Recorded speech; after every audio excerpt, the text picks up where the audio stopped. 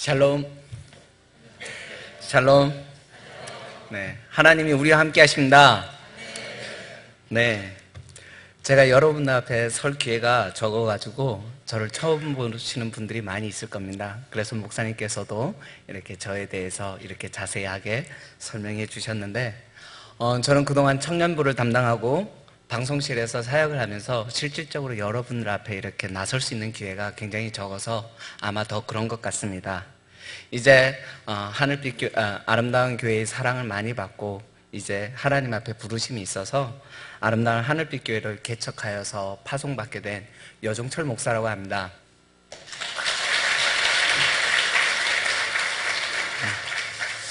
이 자리에 서면 마지막 시간이 되면 막상 할 말이 굉장히 많이 있을 줄 알았는데 막상 하나님의 말씀을 준비하면서 할 말이 너무 많아서 줄이다 보니까 할 말이 그렇게 없는 것을 보게 됩니다.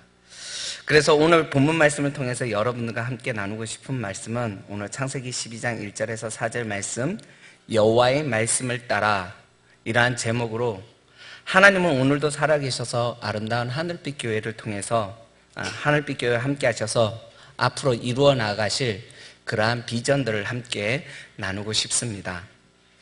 오늘 말씀의 결론이니까 우리 함께 손을 들고 함께 고백하셨으면 좋겠습니다. 설교의 메시지가 간단해서 다 같이 우리 손을 들어서 우리가 평상시에 하는 것처럼 하나님은 오늘도 살아계셔서 우리 가운데 함께 역사하십니다. 오늘도 살아계셔서 우리와 함께 하십니다. 아멘. 네, 이러한 간증과 은혜가 날마다 여러분들의 삶 속에 가득 일어나기를 간절히 축원드리겠습니다. 네, 저희가 아름다운 교회에서 늘상 이렇게 말씀을 함께 나누기 전에 이 고백을 가지고 우리가 함께 인사를 나누는데요, 실상 이 인사말은 단순한 인사말이 아니라 우리의 신앙의 고백이 되어야 할 줄로 믿습니다. 하나님은 오늘도 살아계셔서 우리와 함께 하십니다. 그 살아서 역사하시는 하나님이 우리들의 삶을 어떻게 변화시키고 어떻게 이뤄가실지, 그것이 우리에게 기쁨이고 그것이 우리에게 진정한 구원이 될 줄로 믿습니다. 그러한 은혜가 여러분들과 날마다 맛보면서, 그래서 예수 믿지 않는 사람들이 맛볼 수 없는 그 행복, 그 참 기쁨을 우리 하나님의 백성들인 여러분들이 그것을 날마다 경험하면서 살아가기를 간절히 축원드리겠습니다. 구원에는 크게 두 가지가 있습니다. 하나는 현재적인 구원과 미래적인 구원이 있는데요, 우리가 고백하였던 이 고백이 바로 현재적인 구원이라고 부릅니다. 구원이란 말은 헬라어로는 소테리아라고 하지만 실질적으로 구약 히브리어에서는 이것을 야샤라고 부릅니다. 그런데 이 야샤라는, 구원이란 이 단어는 모세의 이름과 어근이 같습니다. 혹시 모세의 이름이 무엇인지 아십니까? 모세의 이름 뜻. 그럼 모세의 삶을 다 기억하시면 될까요? 여러분들의 이름이 있듯이 그 이름대로 살아가라고 부모님이 지어주셨는데, 모세의 그 삶을 보면 그 이름의 뜻을 분명하게 우리는 알 수 있습니다. 명확하게 알지 못해서 그렇지. 모세의 이름은 물에서 건짐을 받다랍니다. 그래서 모세, 물에서 건짐을 받은 자, 이렇게 이야기하는데, 야샤, 구원을 받다, 그것이 바로 우리가 이야기하는 구원, 죄와 사망으로부터 구원을 받다, 소테리아 혹은 히브리어로는 야샤라고 부르는 것입니다. 우리는 이제 다 구원을 받은 사람으로서 이 자리에 다 막 모여있고, 혹 예수님을 알아가기 위해서 이 자리에 모여있는데요, 혹시 여러분들, 우리가 하나님을 알아가고 하나님을 믿고 하나님 말씀대로 살아가는 것을, 이것을 쉬운 말로 신앙생활이라고 부릅니다. 그렇다면 우리가 신앙생활을 할 때 교회에 모여서 하나님의 백성으로 하나님의 말씀을 따르면서 신앙을 생활을 할 때 우리가 무엇을 가장 최우선순위를 두면서, 우리가 무엇을 가장 강조점을 두면서 살아가야 되는지, 그것을 분명하게, 즉 목표점을 분명하게 알고 신앙생활하는 것이 중요한데요, 혹시 여러분들 신앙생활을 하면서, 여러분들이 하나님과의 그런 관계를 맺으면서 신앙생활을 해 나아가면서 가장 중요한 것은 무엇입니까? 혹 믿음 생활입니까? 믿음입니까? 순종입니까? 아니면 내가 신앙생활하는 것은 구원받기 위함입니까? 아니면 구원의 선물을 주시는 예수님 때문에 신앙생활 하십니까? 한국말은 굉장히 어려워서요, 같은 말인데 질문자의 의도에 따라서 그것을 파악을 못하면 답을 내리기가 굉장히 어려운데, 당신은 예수님 왜 믿으십니까? 이렇게 물어보면 알듯하면서도 많은 성도님들이 내가 왜 신앙생활을 하는지 분명하게 답을 내리지 못하는 그러한 경우를 보게 됩니다. 저의 질문의 의도를 혹시 파악하셨습니까? 좀 어려울 것 같은데요, 제가 그럼 단도직입적으로 질문드리겠습니다. 예수님을 믿는 이유가 무엇입니까? 오늘 이 자리에 귀한 시간에 여러분의 모든 일과를 제쳐놓고 하나님 앞에 예배를 드리기 위해서 오신 이 시간, 이 신앙생활을 무엇 때문에, 무엇을 얻기 위해서 이 자리에 왔습니까? 예수 믿으면 구원받기 때문입니까? 아니면 예수님이 내 인생의 주인이기 때문에 예수님을 믿는 것입니까? 이것을 우리는 분명하게 해야 될 필요가 있습니다. 내가 왜 신앙생활을 해야 되는지, 내가 나의 시간과 에너지를 그렇게 쏟으면서 내가 이토록 이것에 심혈을 기르는 이유가 무엇인지 분명하게 알 필요가 있는데, 신앙생활에 있어서 예수님을 믿는 가장 큰 이유는 예수님이 나의 주인이 되기 때문에 믿어야 하는 것입니다. 얼핏 들으면 구원받기 위해서 믿는 거나 예수님이 나의 주인이기 때문에 예수님을 믿는 거나 같은 말인 것 같지만, 그것을 조금 더 살펴보면, 좀 더 깊이 들어가 보면 그 결과는 천양지차인 것을 보게 됩니다. 만약 신앙생활의 목표가 구원받는 것이 신앙의 목표가 된다면 어떻게 될까요? 나는 이제 예수님을 믿어서 구원받았으니 더 이상 바랄 것이 없습니다. 우리는 거의 대부분 이 자리에 예수님을 믿어서 구원받은 자들입니다. 그렇게 배워왔고 구원의 확신을 갖고 있을 것입니다. 구원을 이미 얻었는데 우리가 더 이상 더 바랄 것이 무엇이 있습니까?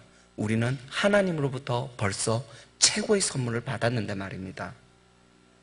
그렇기 때문에 구원을 받기 위해서 신앙생활을 한다는 그 생각을 갖고 있으면 그것은 신앙생활에 있어서 오해의 소지를 가질 수 있는 굉장히 위험한 구원관이 될 수가 있습니다.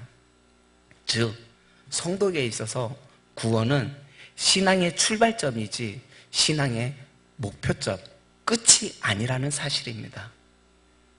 이제 우리는 구원받았기 때문에 그 다음 나의 삶이 하나님 앞에 기쁘시게 하기 위해서, 하나님 앞에 영광 돌리기 위해서 내가 이제 어떻게 살아가야 되는지, 하나님 자녀로서 어떻게 살아가야 되는지 우리는 그 다음 그것을 하나님 앞에 하나님의 영광의 면류관 상급으로 드려야 하는 것입니다.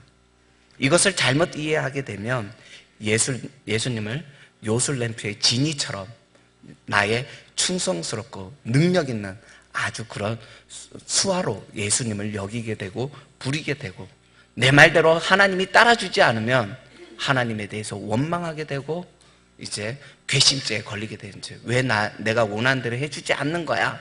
이렇게 하나님께 원망하게 되는 것입니다.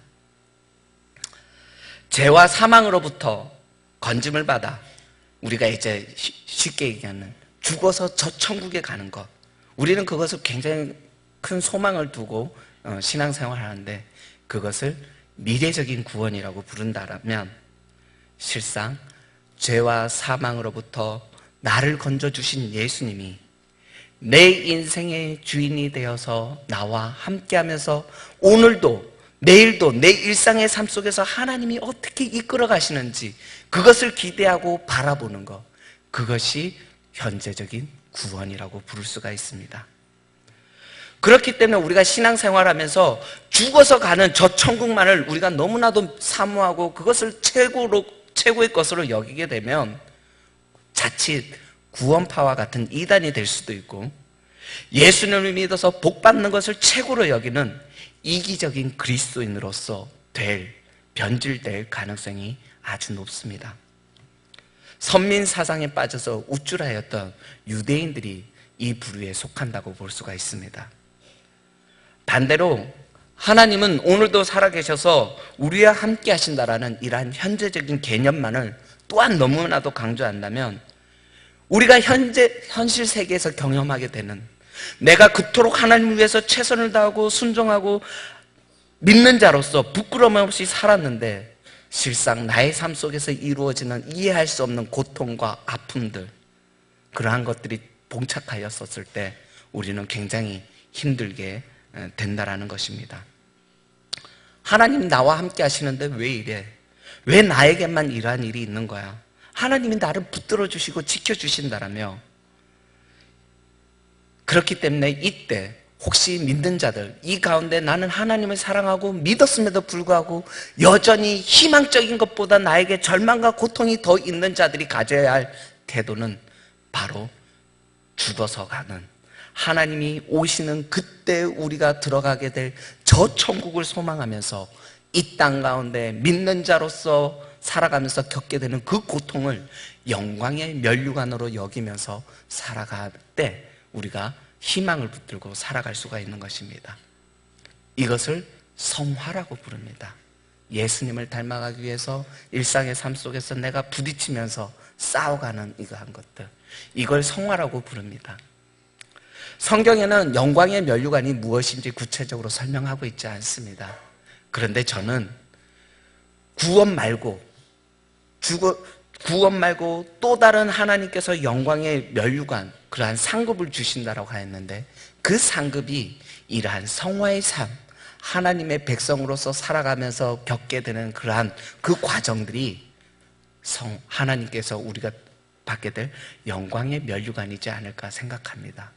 그렇기 때문에 혹 이 가운데 절망 가운데 있으면서 어려운 가운데 내가 신앙생활하면서 저 천국을 소망하면서 부대끼면서 포기하지 않냐고 희망을 붙들고 살아갈 때 이러한 발버둥이 하나님 앞엔 귀한 영광의 면류관이 될 것이고 상급이 될 것이고 귀한 하나님 앞에 예물이 될 줄로 믿습니다. 제가 이제 교회를 개척하기 위해서 이제 근 한 달 가까이 이제 사람을 사지 않고 장로님과 함께 이렇게 인테리어를 진행을 하고 있습니다. 그래서 아름다운 교회 성도님들의 기도와 또 많이 관심을 갖고 찾아와 주시고 또 간식도 사다 주시면서 이렇게 애정을 표현해 주실 때마다 참으로 감사합니다. 그렇게 기도로 응원해 주시고 관심을 갖고 찾아오시는 여러분들의 모습을 보면서 몇몇 사람들이, 집사님들이 이제 질문합니다. 목사님, 저 또한 이렇게 기대가 되는데 목사님도 이러한 진행되는 과정을 보시면서 많이 기대가 되시죠? 이렇게 질문을 합니다. 그럴 때 저는 한편 그 집사님의 말씀처럼 굉장히 기대가 되지만 한편으로 그 기대감보다는 두려움이 한 두세 배 더 큰 것 같습니다. 첫 번째로는 교회 개척이기 때문에 비싼 임대료가 부담이 되겠죠. 그리고 이제 어린 자녀가 있기 때문에 앞으로 어떻게 하나님께서 먹이시고 입히시고 이끌어 가실까, 이러한 경제적인 부담감이 인간적으로는 가장 큽니다. 그러나 솔직히 제가 갖고 있는 이러한 두려움은 그러한 경제적이고 물질적인 것보다 다른 것들, 하나님이 나에게 주신 명령이 있는데 그 사명을 잘 감당할 수 있을까 하는 두려움입니다. 제가 어떠한 하나님 앞에 그러한 사명을 받았는지 함께 제가 예수님 앞에 처음 들었던 그 경험들을 함께 나눌 때 좀 공감이 되리라 생각하여서 제가 예수님을 처음 만났던 그때의 이야기를 잠깐 나누고자 합니다. 제가 20살 때 예수님을 인격적으로 만나지 못하고 교회에 몇 번 다니지 않았었을 때 무전여행으로 전국 일주를 한 때가 있었습니다. 제가 강원도 동해 출신인데요. 무전여행으로 강원도 동해에서 포항, 부산, 마산 이렇게 해서 2주 동안 전라도 해남까지 갔습니다. 근데 갑자기 폭풍우가 이렇게 폭우가 막 쏟아지면서 굉장히 이제 머리 둘 것도 없고 집 거할 것도 없고 돈도 없고 막 이런 상황 속에서 이제 어려움을 봉착하게 되었습니다. 제가 원래 좀 이렇게 사람들한테 이렇게 도움을 요청하는 그런 것이 굉장히 힘들어하는 성격입니다. 그러한 성격을 갖고 있는데 제가 교회도 다녀보고 몇 번 다녀보고 어려움이 있으면 교회 가면 도와줄 거야. 교회는 어려운 사람들 도와주고 목사님이 그러한 사람을 잘 보살펴 줄 거야. 이러한 기대감으로 그 교회를 찾아갔고 이렇게 아쉬운 소리 하기 힘들어하는, 즉 자존심이 센 제가 그 모든 것을 꾹꾹 누르고 찾아가서 말할까 말까 이거를 터미널에서 3시간 고민을 했습니다. 그러니까 상황이 점점 날이 어두워지고 그러니까 급박하니까 찾아갈 수밖에 없어서 이제 모든 것을 내려놓고 교회 가서 이렇게 사람들 지나다니고 한 1시간, 사람이 비가 오니까 잘 안 다니는데 그 1시간 동안 용기가 없어서, 그게 없으니까 부르지도 못하고 목사님 부르지도 못하고 사람이 나타날 때까지 1시간 기다리다가 어렵게 한 분이 지나갔는데 목사님 같았어요. 그래서 목사님, 저 혹시 무전여행원 학생인데요. 그랬더니 목사님께서 저의 행사를 쭉 훑어보시더니 그냥 쑥 들어가 보는 거예요. 2주 동안 제가 여행을 했으니까 행세가 좀 말이 아니었겠죠. 아무튼 제가 목사님한테 목사님 무전여행원 학생이니까 도와주세요 이 말을 하려고 했지만 이 말이 꺼내기도 전에 목사님께서 제 말을 다 듣지도 않고 듣고 목사님이세요? 저 무전여행원 학생인데 하는데 쑥 들어가시는 거예요. 그때 당했던 모멸감과 그 문전박대에 너무나도 힘들었습니다. 이해하시나요? 특히나 자존심 강한 사람들은. 그래서 그 분노와 그 억울함에 이기지 못해갖고 그 해남 버스터미널에 와가지고 막 무슨 교회가 저래? 교회는 맨날 사랑을 외치고 어려운 사람을 있으면 구하는 것이 교회라 그러고 저게 목사야? 막 그러면서 목사님을 막 욕을 했어요. 제가 아직 그때는 신앙생활 안 해서 그 혈기와 그 정의에 공의에 붙어가지고 막 교회는 다 뭐 이러면서 그랬을 때 갑자기 하나님께서 음성을 주신 거예요. 너 교회와 목사님을 비판할 자격이 없다고. 너는 얼마만큼 대단한데 네가 그들보다 나? 그런 일은 얼마나 잘났는데. 그리고 네가 말하는, 네가 예수도 모르고 교회도 잘 모르는 네가 교회가 그러면 돼? 그게 교회야? 그게 목사야? 그러면서 네가 지금 구구절절하게 떠들었던 거 그렇게 잘 알면 네가 한번 해보지. 왜 뒤에서 손가락질하면서 네가 비방해? 네가 한번 해봐. 그런 음성이 들리면 무서웠습니다. 그래서 순간 뜨끔하면서 그 말씀에 믿지 않는 제가, 그렇지, 내가 저들보다 나은 게 뭐가 있을까?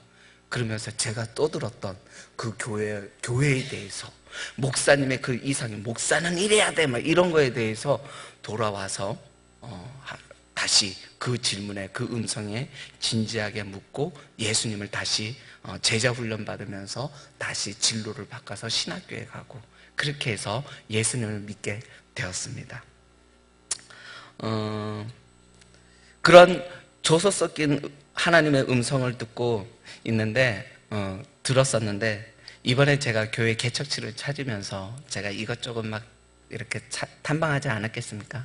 제가 실은 작년에 교회에 이제 사임을 하고 떠났어야 되는데 제가 아직 준비가 안 됐다라는 이유로 이제 목사님한테 교회에 요청을 해서 파트타임으로 파트 사역자로 있으면서 제가 그 나머지 시간은 제 교회 개척을 하는데 준비하도록 하겠습니다. 이렇게 허락을 받고 교회의 배려로 1년 동안 교회 개척을 준비하였습니다. 그런데 막상 이제 때가 되어서 개척지를 찾으니까 뭐니 해도 머니가 없다고. 머니가 없으니까 선택권이 없습니다. 좋은 것이 있어도, 마음에 드는 것이 있어도 돈이 없으니까 뭐 내가 할 수 있는 것들이 아무것도 없어요. 특히나 교회에 부담을 줄까봐 교회 여러분들을 멀리 떠나서 저 파주, 운정, 저 한강, 신도시 막 이렇게 돌아다녔어요. 근데 괜찮은 곳은 있는데 돈이 없으니 제가 지금은 국가의 배려로 임대주택에 이렇게 살고 있는데, 교회를 이전하려고 하니까 주택 문제도 해결해야 되죠. 개척 문제도, 돈이 따따블로 드는 거야. 이런 선택권이 없는 그러한 상황 속에서, 그리고 교회 이렇게 둘러보면 무슨 교회는 그렇게 많은지, 교회 없는 지역이 하나도 없었습니다. 이리 둘러봐도 교회, 저리 둘러봐도 교회. 그러한 상황 속에서 낙심하고 있는 그때 하나님께서 저에게 이제 위로의 말씀을 갑자기 주시는 거예요. 그때 네 눈에는 지금 교회가 많아 보이니? 내 눈에는 교회 건물은 많아 보이지만 내 잃어버린 내 새끼를 살려줄 그런 생명력 있는 교회는 굉장히 찾아보기 적다라는 하나님의 말씀이었습니다. 그러면서 너가 지금 뭐도 없고 그렇게 불평불만하지 말고 정말 하나님의 교회가 세워져야 되는 이 땅 가운데 정말로 내가 구원해 내 잃어버린 내 새끼, 그 절망과 고통당하는 그 새끼들을 살려줄 그러한 교회를 찾고 있는데 그러한 교회가 없다라는 거예요. 그러면서 네가 23년 전에 교회는 이래야 되고 목사는 이래야 되고 네가 그러면서 그렇게 떠들었던 거 이제 네가 나설 차례야. 내가 23년 동안 너를 신학교 보내고 그리고 여러 가지 하나님께서 들려주셨던 그러한 은혜들이 있는데 하나님께서 그것을 생각하게 하는 거예요. 그러면서 너희는 세상 속에서 빛나고 교회 속에서 빛나고 하나님 나라에서 빛나는 그러한 교회를 세우라는 음성을 주시면서 그 23년 전 해남 그 고속버스 터미널에서 하나님께서 들려주셨던 그 음성이 생각나게 하였습니다. 제가 23년 동안 신학교에서 제가 누누이 이야기하지만 제가 말총머리 한 것이 제가 삐뚤러져서 하나님 앞에 대항하기 위해서 그런 것이 절대로 아닙니다. 신실한 사람이었어요. 기숙사 회장이었고요. 그 신학교에서 미스터 베델이라고 그래도 성품과 이런 게 으뜸으로 좀 그런 상도 받은 아주 괜찮은 청년이었습니다. 그런데 제가 신학교 4학년 때 실습을 전도사로 나갔는데 그때 담임 목사님께서 8월 달에 갑자기 돌아가셨어요. 한 두세 달 전에 건강검진을 받았는데 건강했는데 그 자제분이 군대에서 무슨 이상이 있어서 아들 병원에 가서 검사를 한번 받아보시라고 아들이 휴가가 나왔는데 이 목사님께서 아들 받는 김에 다시 한번 받은 거예요. 건강에 관심이 있었던 분이라. 그런데 그 3개월 사이에 간암이 발견했고 간암 말기로 판정을 받았고 8월 달에 판정받았는데 11월 달에 돌아가신 거예요. 그러니까 어떻게 돼요? 8월 달부터 그 다음 후임 목사님이 그 다음 3월에 오셨는데 거의 8개월 가까이를 제가 새벽 예배, 수요 예배, 주일 예배, 학생부, 졸지에 이걸 다 하게 된 거예요. 믿는 거하고 사역하는 거하고도 굉장히 다르더라고요. 능력 없는 사역자가 주의 종이 말씀을 하려고 하니까 한 몇 번은 하겠는데 머리에서 설교 말씀을 연구하고 이런 거 하겠는데 그러한 큰 하나님과의 인격적인 그러한 큰 영성이 없는 상황에서 사역을 하다 보니까 너무너무 힘들었습니다. 그래서 8개월 동안 번아웃 됐어요. 그러면서 깨달은 거. 목사님들이 선배 목사 항상 얘기해요. 목회는 장기전이야, 마라톤이야. 너무 급하게 달리지 마. 번아웃 때 그랬거든요. 근데 정말 그렇게 하다 보니까 번아웃 돼서 그때 하나님 앞에 하나님 목회는 장기전인데 제가 정말 하고 싶었던 것도 하고 신학교가 굉장히 파라다이스예요. 좋은 사람, 좋은 환경에서 날마다 하나님 만나니까 그곳에서 신앙생활을 못하면 천추예요. 천추, 바보예요. 제가 볼 때는. 그런 좋은 곳에서 신앙생활을 제대로 못한다는 것은 유약한 거예요. 그런데 제가 앞으로 목회할 대상과 목회지는 이러한 온실 속이 아니라 거친 광야에서 투박하고 그러한 어려운 환경과 역경 가운데 싸워가야 될 그러한 우리 성도님들 삶의 자리에서 막 회식 문화 뭐 이런 거에서 막 부대끼면 일상에서 부대끼면 힘들게 생활하는 그러한 분들 그러면서 세상을 너무나도 모르는 거예요. 신학생이 너무 온실 속에 있어서 또 제가 부자는 아니었지만 사랑은 많이 받고 자랐거든요. 제가 상처가 거의 없어요. 그런 상황에서 제가 이제 나와서 세상을 알아야 되겠다. 그러면서 사회 경험도 하고 그 돈 모아서 세계 배낭여행도 하고 꽃동네에서 제가 가난하고 그런 연약한 자를 돕는 그런 사역을 하였습니다. 그런데 하나님이 이 개척지를 돌아보면서 그걸 이야기해요. 내가 23년 동안 내가 너에게 이렇게 많은 축복을 줬고, 특히나 너가 아름다운 교회에서 이렇게 좋은 환경에서 훈련을 9년 가까이 배울 수 있도록 허락해 줬으니 이제 네 차례야. 네가 23년 전에 나에게 그 했던 말, 그때는 내가 너를 줘서 섞인 말로 말을 하였지만 이제 네가 그것을 한번 실천해야 하지 않겠냐고 하나님께서 말씀해 주시는 것입니다. 이런 하나님이 나에게 주신 사명감이 있으니까 이제 교회 예쁘게 꾸몄습니다. 여러분의 봉사자와 교회의 배려로 정말 한 달 가까이 돈 아끼려고 그 힘들게 다 손수했잖아요. 봉사자들이 여러분들 오셔서 닦고 이러면서 아름답게 꾸몄는데, 그러면서 앞으로 하나님께서 역사하실 그러한 기대감도 크지만 더 큰 것은 이러한 부담감, 사명감, 내가 이러한 사명감, 제가 큰 소리는 뻥뻥 쳐놨는데 23년 전에는 이것을 잘할 수 있을까 하는 두려움이 저에게 굉장히 큰 부담감으로 다가옵니다. 하나님이 이처럼 저를 부르셨고 또 이 자리에 모여있는 여러분들을 부르셨습니다. 아멘? 네, 그것을 꼭 인지하고 살아갔으면 좋겠습니다. 그냥 온 게 아닙니다. 혹시 이 가운데 친구나 누구 여러 지인을 통해서 그냥 교회에 나오신 분들이 있습니까? 그냥 여러분들이 온 것이 아니라 그 모든 것도 하나님께서 여러분들을 택하시고 부르시고 하나님께서 여러분들을 이끄셨다라는 사실입니다. 그것이 믿는 자들이 하나님 앞에 고백드리는 예정입니다. 믿지 않는 자들이 예정을 떠들면 그것은 저주입니다.